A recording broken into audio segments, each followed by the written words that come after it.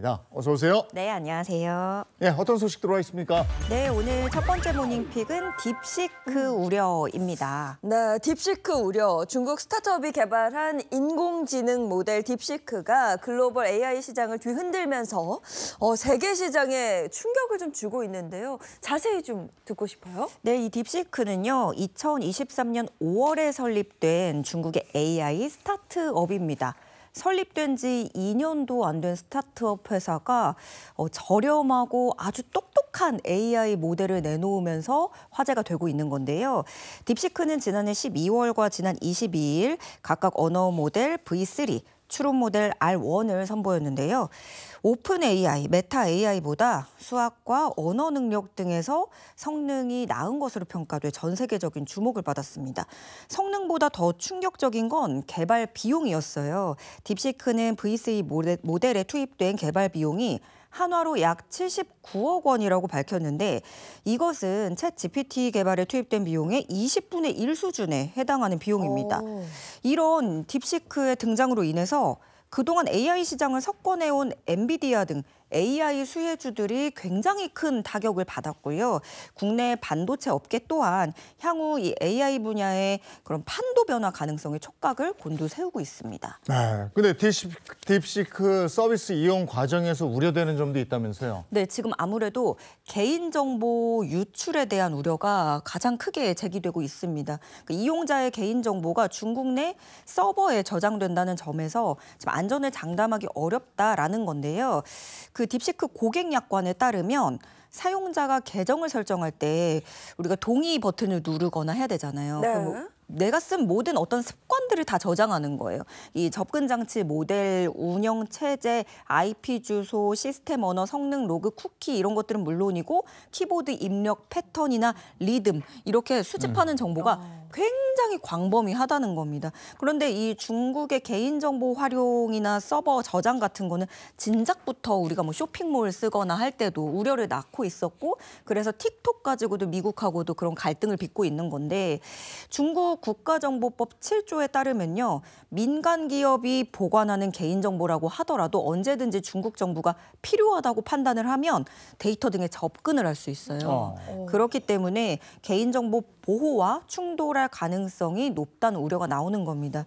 이미 그래서 이탈리아와 아일랜드 규제 당국은 개인정보 처리 관련 답변을 딥시크에 요구를 했고요.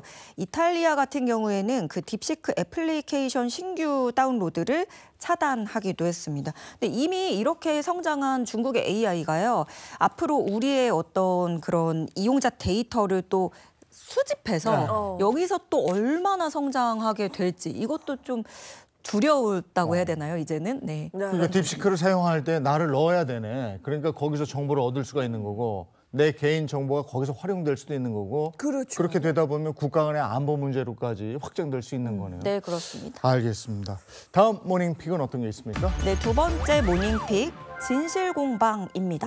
진실공방 어떤 내용일까요? 예, 설 연휴에 가슴을 쓸어내리는 일이 있었죠. 지난 28일 오후 10시 15분쯤에 김해국제공항 계류장에서 총 176명을 태우고 이륙을 준비하던 여객기 기내 뒤쪽에서 화재가 발생했습니다. 다행히도 1시간 16분 만인 오후 11시 31분에 완전히 진압이 됐고 탑승자 전원은 큰 탈 없이 무사히 대피를 했는데요. 온라인상에서는 승무원의 미흡한 대응 때문에 승객이 직접 비상문을 열고 탈출했다라는 논란과 함께 승무원들의 대처가 과연 적절했는지 두고 갑론을박이 벌어졌고요.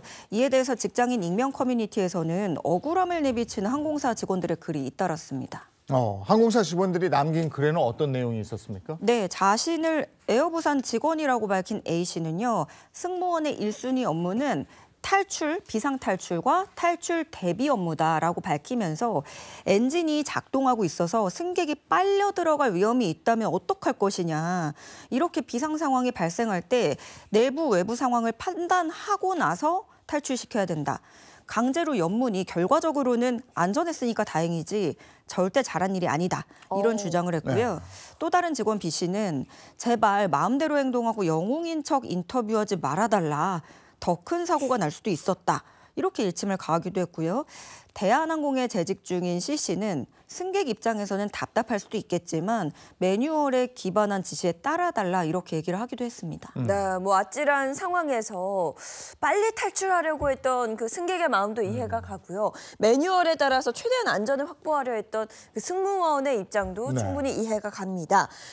승객이 일단 직접 비상구 문을 열었거든요. 이에 대해서 에어부산은 어떤 입장을 밝혔을까요? 네, 에어부산은 이 또한 매뉴얼에 따른 거라고 얘기를 하고 있는데요. 왜냐하면은 이제 비행기 좌석 중에서도 그 비상구 쪽에 앉으려면 동의서를 또 받아요. 네. 예, 그래서 이게 승무원에게 비상탈출 시에 조력자 역할을 할 수 있겠느냐. 그거를 동의하면 이 자리에 앉을 수 있다. 그리고 또 어떤 안전 지침을 안내받기도 하고요. 그렇기 때문에 그에 따라서 그 자리에 앉았던 사람이 문을 열어준 것이고 그것도 문제가 없다라는 입장을 밝히고 있어요.